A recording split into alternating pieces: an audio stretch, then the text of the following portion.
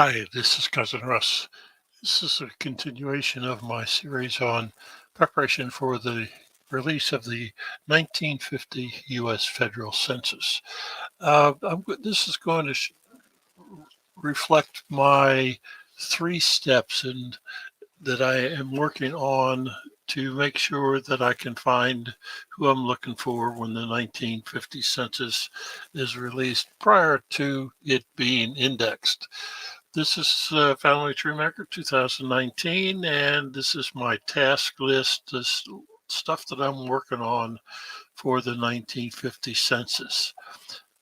Now I'm going to go to the people workspace in the tree view, and I have 239 people in this database, all of which I will not be able to find in the 1950 census. So I have blogged about this, and that's the use of the filter feature. And I'm going to click on filter, and there's nobody in the right hand column, but I do have a filter that I created. I'm going to retrieve it, and it is the 1950 preparation filter. And I'm going to retrieve it, and there's 117 people in that I should be able to find when the census is released. Just a quick review about the filter. It includes everybody. Everybody from left-hand panel was over in the right-hand panel. Now I want to get rid of anybody who died before 1950 and anybody who was born after 1950. And then I'm going to get rid of anybody who was born uh, whose birth fact is blank and the birth fact does not exist. These two features I learned as I worked with the filter feature that I needed to include. So I am down to 117 people in that I should be able to find in the 1950 census. And what I've been doing now is reviewing each of the profiles. I'm just going to bring this first one up. And I have two census records and I have two addresses, but I'm missing some stuff. And in my to-do list, I say no uh, census for 1930, 1940, and I don't have a death date yet. So I don't know whether I'll be able to find her or not. But I've been reviewing and making notes, like you see down here, that she's not ready to, I don't have enough information to find her. So I'm going to go back and I'm going to go to her sister and I'm going to look at her profile. And I have 1940 census. That's good. It's got a good address. 1940 census. I know when she was born. I know when she died. So I should be able to find her in the 1950 census. Now, my next step is then to go to the Steve Morse One Step website and get that residence fact from 1940 into an enumeration district for 1950.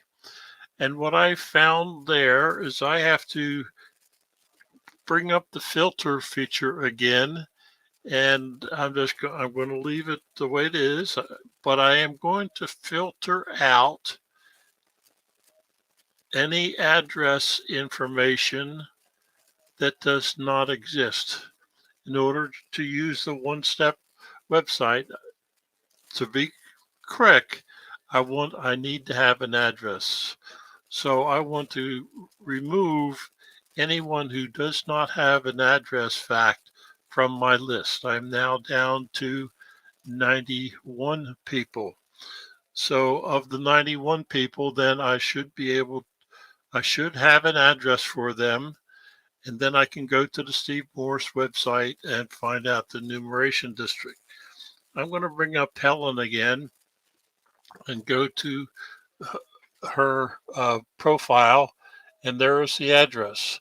So when I went to the Steve Morse website, I found out that she should be in enumeration district 14-111.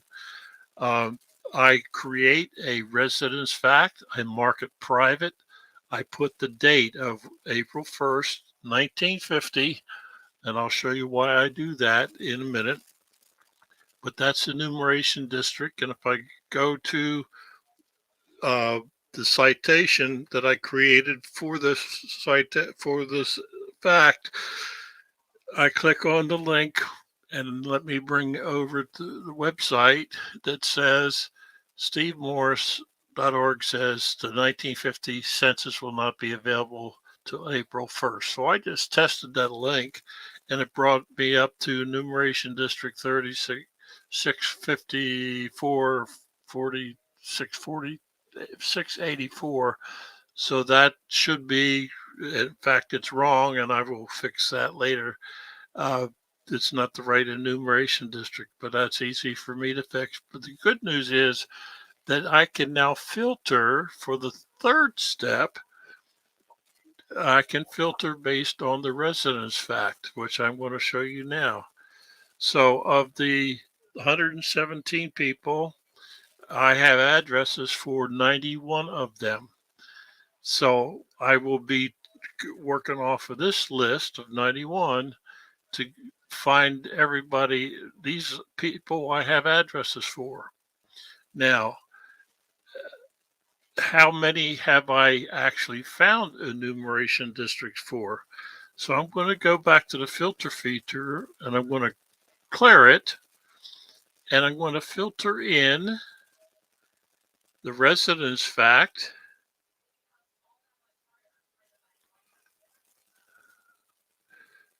Residence fact, the date equals 4/1/1950.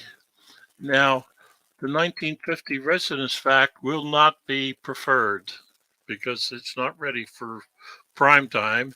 So I need to put a check mark in the alternate facts because that's where this residence fact is going to be.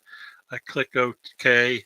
So I have already identified 30 people in the 1950 census or the enumeration district for the 1950 census. So of the 117 that I should find, I have found 30 already. So that is my three-step process to for me to be ready for the 1950 census. And I am I am getting there. I got 30 of 117. That's pretty good. And I did most of them actually yesterday, one day when I concentrated on working through this process. Hope that helps. Have a great day.